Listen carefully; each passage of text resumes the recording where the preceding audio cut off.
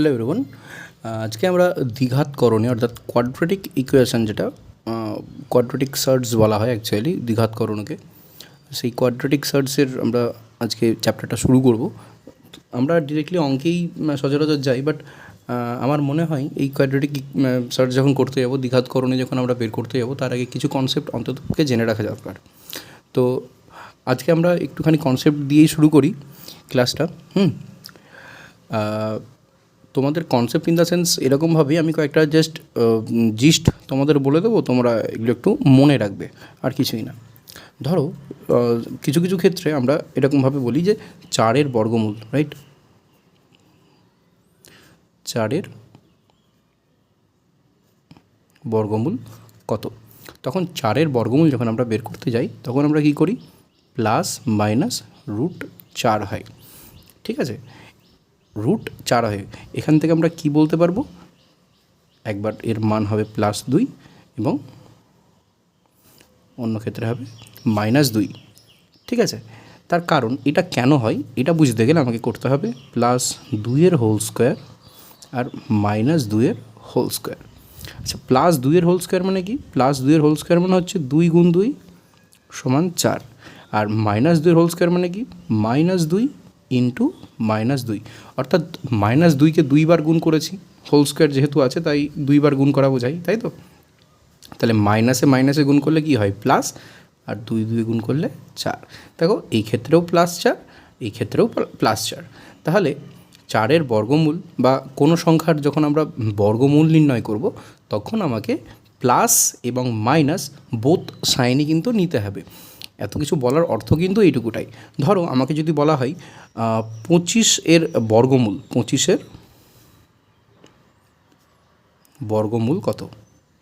তখন আমি কি করব? তখন আমি করব প্লাস মাইনাস √25, অর্থাৎ +5 ও -5। ক্লিয়ার? এবার তোমার মনে হতে পারে, স্যার আপনি 4 নিলেন, 25 নিলেন, স্যার আপনি 16ও তো নিতে পারি আমরা। হ্যাঁ, আমরা 16 নিতে পারি, কিন্তু তোমার তো মনে হতে পারে যে তাহলে আমরা 5 বা 6 কেন নিতে পারবো না? 5 বা 6 নিতে পারবো না, তার কারণ হচ্ছে 5 বা 6 পূর্ণবর্গ সংখ্যা নয়, কিন্তু 4, 25 বা 16 এরা হচ্ছে পূর্ণবর্গ সংখ্যা, ঠিক আছে? এই জন্য আমরা কোনো পূর্ণবর্গ সংখ্যার যখন আমরা বর্গমূল নির্ণয় করতে যাই, তখন তার মান আমরা দুটো পাই, একটা প্লাস ফর্মে পাই, আবার একটা মাইনাস ফর্মে পাই, ঠিক আছে? একইভাবে আমি যদি কোনো দিন বলি তোমায় যে √4 যদি থাকে, তাহলে সেই ক্ষেত্রে এর ভ্যালু কী হবে? দেখো, তোমাদেরকে একটা জিনিস জানতে হবে, যদি কোনো দিন এটা একটা সূত্র টাইপের বা সংজ্ঞা বলতে পারো, a² থাকে, তাহলে তার ভ্যালু এরকমভাবে দুটো রেখার মাঝে থাকে। এটাকে কি বলে? এটাকে বলা হয় মড। অর্থাৎ কি, মডের বাইরে যখন কোনো সংখ্যা বেরোয়, সবসময় পজিটিভ হয়ে বেরোবে, ধনাত্মক থাকে, প্লাস থাকে, রাইট? তার মানে কি, যদি বলে তোমাকে যে √4-এর মান কত, তখন তুমি বলবে যে √4-এর মান +2, রাইট? √16-এর মান কত? +4। √9-এর মান কত? +3। √25-এর মান কত? +5। ক্লিয়ার? তাহলে আমি এখানে যেটা বললাম তোমায় যে √4-এর মান কত, দেখো √4 মানে কি? √4 মানে হচ্ছে √2 তার হোল স্কোয়ার, 2 তার হোল স্কোয়ার, তাই না? এবার কি, এই আমি কি বললাম, যে মানটা থাকবে সেটা হবে মডের ভিতরে, রাইট? এক মিনিট। যে মানটা থাকবে সেটা হবে মডের ভেতরে, এবং যখন তা মড থেকে বেরোবে, তখন সেই সংখ্যাটা এখানে পাওয়া যাবে। এখানে ভুল করেছি, এটা এ হবে, হ্যাঁ, 2 না, সরি। ক্লিয়ার? তাহলে আমরা এখান থেকে এটা বলতে পারি যে √2 মানে √4-এর মান কত? 2-এর স্কোয়ার, সেটা মডের মধ্যে 2 সমান আমরা +2 আমরা কিন্তু এখান থেকে লিখতে পারবো। তাহলে কি আমরা -2-এর হোল স্কোয়ার কি তাহলে 4 নয় স্যার? অবশ্যই 4। আমি এটাও বলতে পারি যে -2 তার হোল স্কোয়ার। আমি কি বলেছি, যখন আমরা লিখব তখন এটা মডের মধ্যে থাকবে, মড থেকে যখন কোনো সংখ্যা বেরিয়ে যায় তখন সেটা প্লাস হয়ে গিয়ে বেরোয়। ক্লিয়ার? মডের থেকে যখন কোনো সংখ্যা বেরিয়ে যায় তখন তার সাইনটা সবসময় অলওয়েজ পজিটিভ থাকে। ক্লিয়ার? এবার আমরা একটা নতুন জিনিস সম্পর্কে জানব। আমরা এবার জানবো শুদ্ধ দ্বিঘাতকরণী এবং মিশ্র দ্বিঘাতকরণীর ব্যাপারটা কী। দেখো, আমি যদি এখানে √6 লিখি, ঠিক আছে, √6 মানে কি, ধরো প্লাস মাইনাস √6, তখন এই যে একটা তো এটা এটা তো একটা দ্বিঘাতকরণী, এই দ্বিঘাতকরণীর নাম হবে শুদ্ধ দ্বিঘাতকরণী। শুদ্ধ দ্বিঘাতকরণী বলছি, কেন হচ্ছে এটা বলছি। আর একটা কী বললাম, আর একটা বললাম মিশ্র দ্বিঘাতকরণী। মিশ্র দ্বিঘাতকরণী, তাহলে মিশ্র দ্বিঘাতকরণীটা স্যার কেমন? যে করণীটা এখানে ছিল শুদ্ধ দ্বিঘাতে, ধরো সেটা তো রয়েছেই, তার পাশাপাশি এর আগে অন্য একটা সংখ্যা রয়েছে, সেটা 7 হতে পারে বা অন্য কোনো একটা সংখ্যা হতে পারে, যে কোনো সংখ্যা হতে পারে, ঠিক আছে, তখন এটাকে আমরা বলবো মিশ্র দ্বিঘাতকরণী। ঠিক আছে, ধরো যদি এরকমটা থাকে plus minus √a, plus minus √a, তখন এই প্লাস মাইনাস √a এই যে করণীটা, এটাকে আমরা বলবো শুদ্ধ দ্বিঘাতকরণী। কিন্তু যদি বি প্লাস মাইনাস √a যদি এই ফর্মে থাকে তখন আমরা বলবো এটাকে মিশ্র দ্বিঘাতকরণী। বুঝতে পারলাম? তার মানে কি, যদি এ এমন একটি ধনাত্মক মূলদ সংখ্যা হয় যা কোনো মূলদ সংখ্যার বর্গ নয়, তাহলে প্লাস মাইনাস আকারে সেই সংখ্যাটাকে আমরা লিখতে পারি, এটাকে বলা হয় শুদ্ধ দ্বিঘাতকরণী। আমি এক্ষুনি একটু আগে তোমাদেরকে বলছিলাম আমরা 4-এর বর্গমূল পাচ্ছি, 25-এর পাচ্ছি, 16-র পাচ্ছি, আমরা 6-এর পাচ্ছি না, 7-এর পাচ্ছি না, আমরা 8-এর পাচ্ছি না, 10, 11, 13, 14, 15, 17 এরকম অনেক সংখ্যা রয়েছে যাদের আমরা বর্গমূল করতে পারি না। সেইগুলোকে কিন্তু আমরা এইভাবেই লিখব, প্লাস মাইনাস দিয়েই লিখব। আমি অ্যাজ এক্সাম্পল তোমাকে বললাম 8-এর বর্গমূল কত, তখন তুমি কি লিখবে, √ প্লাস মাইনাস √8, এর বর্গমূল হচ্ছে প্লাস মাইনাস √8। তখন যে করণীটাকে আমরা পেলাম এটাকে আমরা বলবো শুদ্ধকরণী। ঠিক আছে, এরপর যদি এই √8 যেটা লিখেছো এর আগে যদি অন্য কোনো একটা মূলদ সংখ্যা যদি এসে যুক্ত হয়ে যায়, অ্যাজ লাইক আমি ধরে নিলাম 13 প্লাস মাইনাস √8, যদি এই রকমভাবে কোনো করণী থাকে তখন এটাকে আমরা বলবো মিশ্র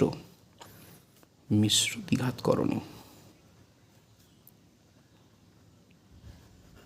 তাহলে এটা হলো শুদ্ধ দ্বিঘাতকরণী, এটা হলো মিশ্র দ্বিঘাতকরণী।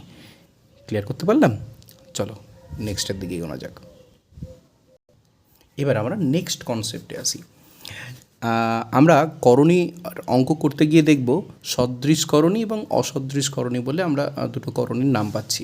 আচ্ছা, সদৃশকরণী কী আর অসদৃশকরণীটাই বা কী? দেখো কি বললাম, সদৃশকরণী,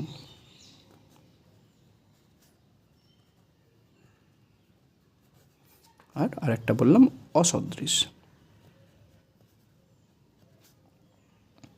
নামের মধ্যেই পুরো ব্যাপারটা কিন্তু ঢুকে আছে। আচ্ছা, সদৃশ কথার অর্থ কী? সদৃশ কথার অর্থ হচ্ছে একই রকমের দেখতে, আর অসদৃশ মানে কি, আলাদা দেখতে, তাই তো? সদৃশকরণী মানে কি, যে করণীর রুটের মধ্যে যে অংশটা থাকবে সেটা হবে একই। মানে বুঝতে পারলাম না স্যার, বোঝাচ্ছি। দেখো, যদি কোনো একটা করণী থাকে 3√5 এবং আরও একটা করণী বলেছে 7√5, দেখো এই যে √5, এই যে √5, এরা তো রুটের মধ্যে আছে, এরা দেখো দুটো একই √5, তাহলে এই দুটো করণীকে আমি বলবো এরা সদৃশকরণী, এরা একই রকমের দেখতে, এরা একই গোত্রের মধ্যে পড়ে, এরা হচ্ছে সদৃশকরণী। তবে স্যার অসদৃশকরণীর উদাহরণ কেমন হবে? দেখো 3√2 আর একটা হলো 4√3, দেখো তো রুটের মধ্যে 2 আর রুটের মধ্যে 3, এটা কি একই দেখতে? না, এরা তো আলাদা দেখতে। তাই এই করণী দুটোর নাম হচ্ছে অসদৃশ করণী। এরা একই রকমের দেখতে নয়, তাই এদেরকে আমরা বলবো অসদৃশ করণী। এবার এই সদৃশ করণী এবং অসদৃশ করণীর কনসেপ্ট থেকেই আমাদের পরবর্তী কনসেপ্টগুলো কিন্তু রয়েছে। মনে রাখবে, সদৃশ করণীর যখন থাকবে, সদৃশ করণীর মধ্যেই আমি যোগ, ভাগ, বিয়োগ, গুণ এই জিনিসগুলো করতে পারবো। অসদৃশ করণীর মধ্যে কেবলমাত্র আমি গুণ করতে পারবো, ঠিক আছে? ভাগ, বিয়োগ বা যোগ আমি কিন্তু করতে পারবো না। বুঝতে পারলে না? ধরো এখানে কি আছে, 3√5 আর একটা আছে 7√5। দেখো তো, আমি যদি যোগ করি কত পাবো? আমি পাবো 3 আর 7 কত হলো? 3 আর 7 হলো 10, আর √5 যেমন ছিল তাহলে কেমন বসে গেল √5টা। তার মানে কত পেলাম? আমি পেলাম 10√5। বুঝতে পারলে না? আচ্ছা দেখো, সহজভাবে বোঝাচ্ছি। এই দুটোর মধ্যে একই রকম দেখতে, কি √5টা একই রকম দেখতে, আমি √5কে কমন নিয়ে নিলাম। তাহলে এখান থেকে 3√5 থেকে √5 কমন নিলাম, কী পড়ে থাকলো? 3। 7√5 থেকে √5 কমন নিলাম, কী পড়ে থাকলো? 7। তাহলে কি হলো? √5 ইন্টু 7 আর 3 10। তাহলে এটা আমরা কি লিখতে পারবো? এটাকে আমরা লিখতে পারবো 10√5। এটা গেল যোগ। আমি যদি বলি বিয়োগ, বিয়োগ সবসময় বড়োর থেকে ছোটোর মধ্যেই হয়, তাই তো নাকি? তাহলে আমরা একই রকমভাবে 7√5 থেকে 3√5 বিয়োগ করে 4√5 পেতে পারি। একই রকমভাবে আমি যদি বলি ভাগ করলে কি হবে? ভাগ করলে দেখো, 7√5 ভাগ আমি যদি 3√5 করি তাহলে কি পাবো? 7√5 বাই 3√5। √5 কেটে গেল, 7/3 আমি আনসার পেয়ে গেলাম। বোঝাতে পারলাম? আমরা একই রকমভাবে বিয়োগও করতে পারলাম, আমরা গুণও করতে পারবো। আচ্ছা, এবার অসদৃশ করণীর মধ্যে একটু আমরা জিনিসটা দেখি। দেখো, এই যে অসদৃশ করণীর মধ্যে আমরা একটু রিলেশনগুলো একটু তাহলে দেখে নিই। এখানে বলেছে 3√2 প্লাস 4√3। দেখো তো, আমরা কি এখান থেকে কোনো কিছু কমন নিতে পারবো? কমন নিতে পারবো না, তাই আমরা যোগ করতে পারবো না। আচ্ছা, 4√3 মাইনাস 3√2 বা 3√2 মাইনাস 4√3, আমরা কি এই বিয়োগ করতে পারবো? আমরা এই কমন নিতে পারছি? কমন নিতে পারছি না, তাহলে আমরা বিয়োগটাও কিন্তু করতে পারছি না। আচ্ছা, ভাগ করে দেখি তো ভাগ করতে পারছি কি না। 3√2 ভাগ 4√3।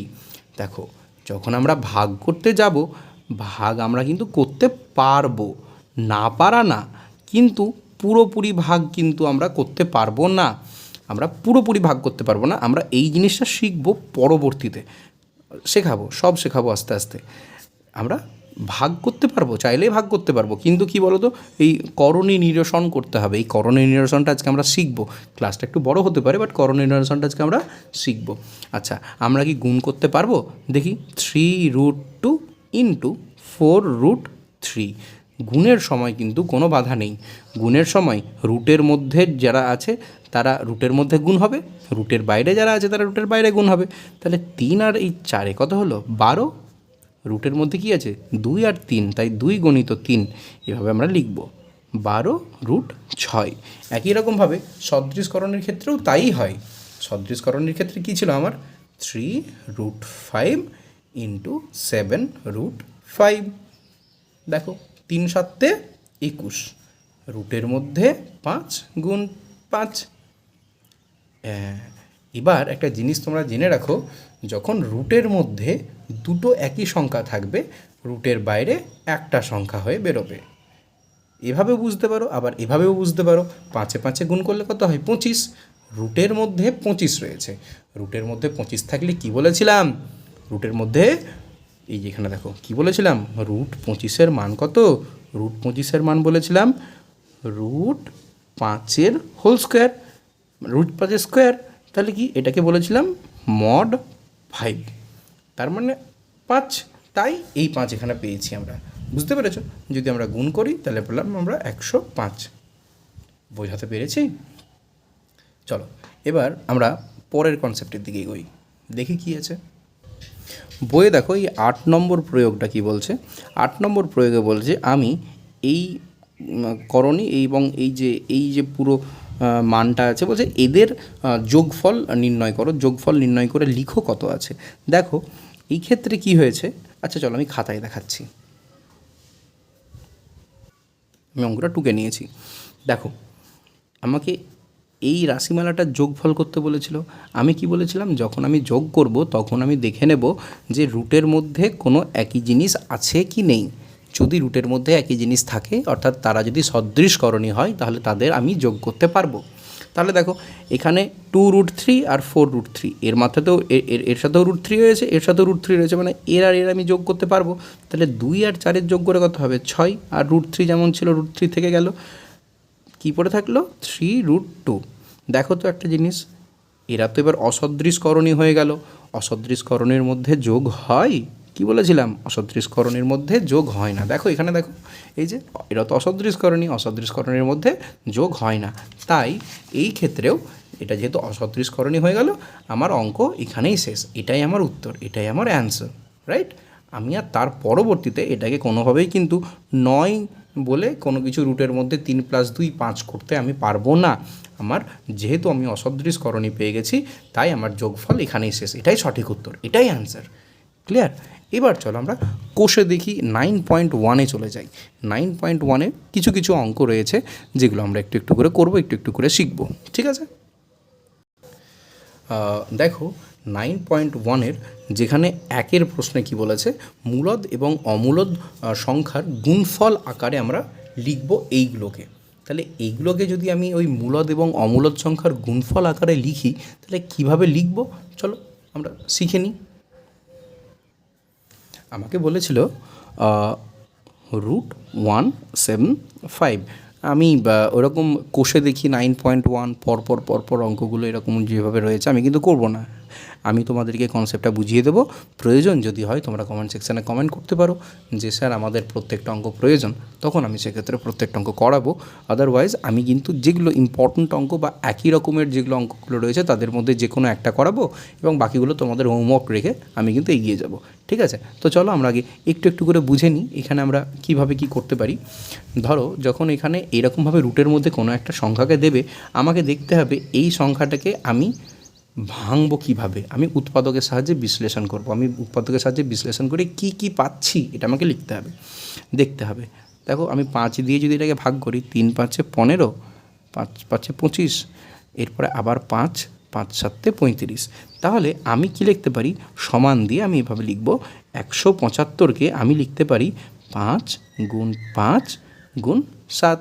আর আমি একটু আগেই তোমাদের একটা জিনিস শেখালাম, যদি রুটের মধ্যে দুটো একই সংখ্যা থাকে, যদি রুটের মধ্যে দুটো একই সংখ্যা থাকে, তাহলে তাদের মধ্যে একটি সংখ্যা বেরিয়ে যায় এবং বাকি যেটা থাকে সেটা রুটের মধ্যেই পড়ে থাকে। বোঝাতে পারলাম? তাহলে দেখো দুটো মূলদ, একটি মূলদ এবং একটি অমূলদ সংখ্যার গুণফল আকারে প্রকাশ হয়ে গেল। এটা একটা মূলদ সংখ্যা, এটা একটা অমূলদ সংখ্যা, তাই তো। তাহলে মূলদ এবং অমূলদ সংখ্যার গুণফল আকারে প্রকাশ কিন্তু আমি করতে পারলাম। দেখো 2 নম্বর অঙ্কে বলেছিল, 2 নম্বর অঙ্ক, এটা 1 নম্বর অঙ্ক। এরপরে দেখো 2 নম্বর অঙ্কে বলেছে 2√112। আমি কি বললাম, 112 112-কে আমি প্রথমে উৎপাদকের সাহায্যে বিশ্লেষণ করব। বিশ্লেষণ করে দেখব আমি কি কি পাচ্ছি। 2 দিয়ে প্রথমে কাটবো 56, 2 দিয়ে আবার কাটবো 28, 2 দিয়ে আবার কাটবো 14, 2 দিয়ে আবার কাটবো 7। কী কী পেলাম দেখো, 2টা তো আগে বাইরে ছিলই, তাই বাইরে রেখে দিলাম, এবং কী পেলাম ভেতরে, 2 × 2 × 2 × 2 × 7। কী বলেছিলাম, আমি দুটোর থেকে একটা সংখ্যা বাইরে বের করতে পারবো। রুটের মধ্যে যদি দুটো একই সংখ্যা থাকে, তাদের মধ্যে একটা সংখ্যা আমি বের করতে পারবো। দেখো এই যে এইটা দুটো 2 আছে, এখানে দুটো 2 আছে, তাহলে এই দুটো 2 থেকে একটা 2 আমি বাইরে বের করতে পারবো, এই দুটো 2 থেকে একটা 2 আমি বাইরে বের করতে পারবো। তাহলে এই 2টা তো আগে ছিলই, তাই 2 থাকলো। এই 2 থেকে একটা 2 বের করলাম, এই 2 থেকে আরও একটা 2 বের করলাম। কি পড়ে থাকলো, 7 পড়ে থাকলো রুটের মধ্যে, তাই 7 পড়ে থাকলো। তাহলে 2 × 2 = 4, 4 × 2 = 8, 8√7 হচ্ছে আমার অ্যান্সার। ক্লিয়ার? বুঝতে পেরেছ? এবার 3 নম্বর, 4 নম্বর, 5 নম্বর এই অঙ্কগুলো তোমরা বাড়িতে চেষ্টা করবে, এগুলো কিন্তু তোমরা করতে পারবে, একই রকমের অঙ্ক। চলো এবার 2 নম্বর অঙ্ক আমরা দেখব। দেখো 2 নম্বর অঙ্কে কী বলেছে, 1 নম্বর অঙ্কগুলো কিন্তু আমরা কমপ্লিট করে নিলাম, এই অঙ্কটা করলাম, এই অঙ্কটা করলাম, এটা তোমাদের হোমওয়ার্ক, এটা হোমওয়ার্ক আর এটা হোমওয়ার্ক একই রকমের। হ্যাঁ, এগুলোকে ভাঙবে, ভেঙে মূলদ এবং অমূলদ সংখ্যার গুণফল আকারে প্রকাশ করবে। এরপর আমরা প্রমাণ করব। প্রমাণ কি করব, এই অঙ্কটাকে প্রমাণ করব যে এইটা আর এইটা মানেই হচ্ছে √3। বুঝতে পেরেছ? চলো খাতায় চলে যাই। দেখো 2-এর অঙ্কটা কী বলেছে, 2-এর অঙ্কটা বলেছে √108 মাইনাস √75 সমান √3 হবে, এটা আমাকে প্রমাণ করতে বলেছে। প্রমাণ করো। যখন এই ধরনের অঙ্ক থাকবে তখন কি করব, লেফট হ্যান্ড সাইড আর রাইট হ্যান্ড সাইড, বাম দিকে যেহেতু এই ক্যালকুলেশনটা রয়েছে তাই এটাকে আমরা বলবো লেফট হ্যান্ড সাইড, এবং এটা যেহেতু ডান দিকে রয়েছে সমানের তাই এটাকে আমরা বলবো রাইট হ্যান্ড সাইড। তাহলে আমরা এইভাবে লিখব, লেফট হ্যান্ড সাইড LHS কী লিখব, √108 মাইনাস √75 √75। এবার আমরা এই 108কে আবার উৎপাদকের সাহায্যে বিশ্লেষণ করব, দেখব কত পাই। 54, 2 দিয়ে কাটলে 27, 3 দিয়ে কাটলে 9, 3 দিয়ে কাটলে আবার 3, 75কেও কাটবো, উৎপাদকের সাহায্যে বিশ্লেষণ করব, উৎপাদকের সাহায্যে 3 দিয়ে কাটবো, 3 25 আবার 5 দিয়ে 5। দেখো তাহলে কী পেলাম, √108 যেটা ছিল 2 গুণ 2 গুণ 3 গুণ 3 গুণ 3, 3 গুণ 3 গুণ 3, আর মাইনাস যেমন ছিল তেমন, √75 মানে কি 3 গুণ 5 গুণ 5। বুঝতে পারলাম? কী বলেছিলাম, দুটোর থেকে একটা বেরোবে, দুটোর থেকে একটা বেরোবে। তাহলে কি হলো, এইখান থেকে 2 আর এখান থেকে 3, তাহলে 3 দুগুণে 6, কী পড়ে থাকলো, √3 পড়ে থাকলো, তাই √3 বসে গেল। কি বলেছি, দুটোর থেকে একটা বেরোবে, তাহলে 5√3। তাহলে দেখো তো এটা সদৃশকরণী নাকি অসদৃশকরণী? ভেরি গুড, এটা সদৃশকরণী। কেন? কারণ রুটের মধ্যে যে মানগুলো রয়েছে বা যে সংখ্যাটা রয়েছে সেটা একই, তাই এটা সদৃশকরণী। সদৃশকরণীর মধ্যে আমি যোগ, ভাগ, গুণ, বিয়োগ সব করতে পারি। তাহলে কি, √6√3 মাইনাস 5√3, 6টা √3 থেকে 5টা √3 বাদ দিলাম, তাহলে একটা √3 পড়ে থাকলো। দেখো তো, আমাকে তো এটাই বলেছিল যে √3 হবে, এটা অ্যান্সার করো, এটা প্রমাণ করে দেখাও। তাই এটাকে কি করব, লেফট হ্যান্ড সাইড সমান আমি এখানে লিখে দেবো রাইট হ্যান্ড সাইড, এবং লাস্টে লিখব প্রুভড বা প্রমাণিত। বুঝতে পারলাম? চলো নেক্সট অঙ্কটা দেখি কেমন। নেক্সট অঙ্কের ক্ষেত্রেও ওই একই রকমের অঙ্ক, এটা তোমরা করতে পারবে। প্রথমে এগুলোকে সবগুলোকে উৎপাদকের সাহায্যে ভাঙবে, তারপরে লেফট হ্যান্ড সাইডের মান দেখবে যে √2 আসছে কি আসছে না। অবশ্যই আসবে, যেহেতু এখানে বলেছে যে প্রমাণ করতে বলেছে, তাহলে অবশ্যই এটার সমান √2 আসবে। একই রকমভাবে 4-এর অঙ্কটাও একই, এখানে প্রমাণ করতে হবে রাইট হ্যান্ড সাইডে 0 আসবে। এবার বলেছে দেখো 5-এর অঙ্কটাতে সরলতম মান নির্ণয় করো। সরলতম মান মানে কি, এর ছোট করে আমি কিভাবে লিখব সেই মানটা আমাকে জানতে চেয়েছে। চলো অঙ্কটা খাতায় করি। দেখো কি বলেছিল, √12 প্লাস √18 প্লাস √27 মাইনাস √32, এটার সরলতম মান বের করতে বলেছে। যখন এরকমের অঙ্ক বলবে তখনও আমাকে না ভেঙে ভেঙে লিখতে হবে, মানে উৎপাদকের সাহায্যে বিশ্লেষণ করতে হবে যেগুলো এর মধ্যে রয়েছে সেগুলোর প্রত্যেকটার। তাহলে 12কে আমরা কি লিখতে পারি, 12কে আমরা লিখতে পারি 4 গণিত 3, 3 4 12। আবার 4কে কী লিখতে পারি, 2 গুণ 2। তাহলে আমি √12কে কী লিখতে পারি, 2 গুণ 2 গুণ 3। একই রকমভাবে √18কে কী লিখতে পারি, 9 গুণ 2, তাই না, 9 দুগুণে 18। আর 9কে কী লিখতে পারি, 3 গুণ 3 গুণ 2। একই রকমভাবে 27কে কী লিখতে পারি, 3 গুণ 3 গুণ 3। আর 32কে কী লিখতে পারি, 2 গুণ 2 গুণ 2, 2 দুগুণে 4, 4 দুগুণে 8, 8 দুগুণে 16, 16 দুগুণে 32। পারি লিখতে? কেটে গেছে না, সরি, এই যে এবার দেখতে পাচ্ছ, মানে 5 বার 2 যদি আমি গুণ করি তাহলে আমি 32 পাবো। দুটোর থেকে একটা, তাহলে 2√3 প্লাস 3√2 প্লাস 3√3 প্লাস দুটোর থেকে একটা 2, আবার দুটোর থেকে একটা 2, মানে দুটো 2 বেরোচ্ছে, 2 দুগুণে 4√2, একটা রুট পড়ে থাকলো, একটা 2 পড়ে থাকলো, তাই √2 এখানে বসে গেল। এবার দেখো তো, এই 2√3 প্লাস 3√3 এরা সদৃশকরণী, এবং 3√2 প্লাস 4√2 এরা হচ্ছে সদৃশকরণী। তাহলে দুটোই সদৃশ, এরা সদৃশ, এরা সদৃশ। তাহলে 3 আর 5-এ 3 আর 2 যোগ করলে 5, 5√3 প্লাস 3 আর 4-এ 7√2। এবার এটা তো অসদৃশ হয়ে গেল, রুট তো আলাদা, তাহলে এরা হচ্ছে অসদৃশকরণী, তাই আর পরবর্তীতে যোগ করতে পারবো না। তাহলে এটাই কি আমার উত্তর? হ্যাঁ, এটাই তোমার উত্তর।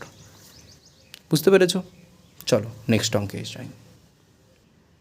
দেখো, নেক্সট অঙ্কে বলেছে √5 প্লাস √3 এর সাথে কত যোগ করলে যোগফল 2√5 হবে, হিসেব করে লিখি। চলো দেখা যাক। 6-এর একেরটা, মানে 6-এর এরটা কী বলেছে, √5 প্লাস √3 এর সাথে কত যোগ করলে যোগফল 2√5 হবে। তো আমি তো জানি না কত যোগ করতে হবে, আমি তাহলে ধরে নিলাম এর সাথে আমাকে x যোগ করতে হবে, তারপরে আমার যোগফল হবে 2√5, তাই না? এই সংখ্যাটার সাথে আমি জানি না কী যোগ করতে হবে, আমি ধরে নিলাম আমাকে x যোগ করতে হবে, দিয়ে আমার যোগফলটা হচ্ছে এইটা।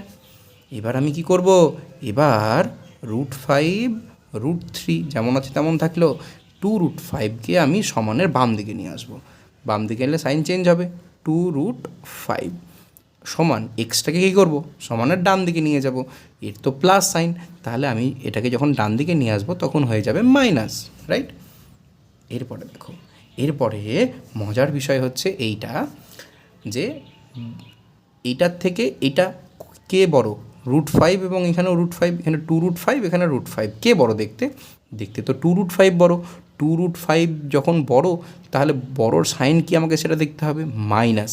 তাহলে এই দুটোর ক্যালকুলেশন যদি করি তাহলে আমি পাবো, প্রথম কথা বড়োর সাইন সবসময় হয়, সেটা তো আমি তোমাদের আগেও বলেছি, তাই মাইনাস বড়োর থেকে ছোট বিয়োগ, বড়োর থেকে ছোট বিয়োগ, তাহলে কি 2√5 থেকে আমি যদি √5 বাদ দিই তাহলে আমার পড়ে থাকলো √5, আর এই মাইনাসটা যেহেতু বড়োর সাইন তাই সবসময় বড়োর সাইন হয়, আর পড়ে থাকলো কি √3 সমান -x।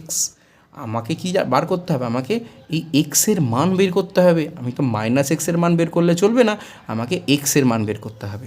তাহলে একটা জিনিস দেখো তো, আমি যদি এই -√5 প্লাস √3 এর সাথে -1 গুণ করে দিই, তাহলে আমাকে -x-এর সাথেও -1 গুণ করতে হবে, তাই না? দুই পক্ষে আমি গুণ করতে পারি মাইনাস মাইনাস, তাই না? তাহলে দেখো, আমি যদি মাইনাস গুণ করি তাহলে কি হবে, মাইনাসে মাইনাসে প্লাস √5, প্লাসে মাইনাসে মাইনাস √3 সমান মাইনাস মাইনাসে প্লাস এক্স। তাহলে আমি ঘুরিয়ে লিখে দেব এক্স সমান √5 মাইনাস √3। তাহলে এই সংখ্যাটার সাথে যদি আমি এই সংখ্যাটাকে যোগ করি তবে আমি 2√5 এই সংখ্যাটা পাবো। বুঝতে পেরেছ? একই রকমভাবে এবার 2 নম্বর অঙ্কটা দেখি। 2 নম্বর অঙ্কে কী বলেছে, একেরটা হয়ে গেল, দুইয়েরটা বলেছে এর থেকে কত বিয়োগ করলে বিয়োগফল এটা হবে। তুমি কি জানো কত বিয়োগ করতে হবে? আমরা তো জানি না কত বিয়োগ করতে হবে, তাই আমরা ধরে নেব এটার থেকে আমাকে এক্স বিয়োগ করতে হবে। এক্স বিয়োগ করলে বিয়োগফল হবে এটা, মানে এটা -x = এটা। ঠিক আছে, এটা করতে পারবে? আই থিঙ্ক অবশ্যই করতে পারবে। এটাও তাহলে আমাদের হয়ে গেল, এটা হোমওয়ার্ক তোমাদের, এটা হোমওয়ার্ক।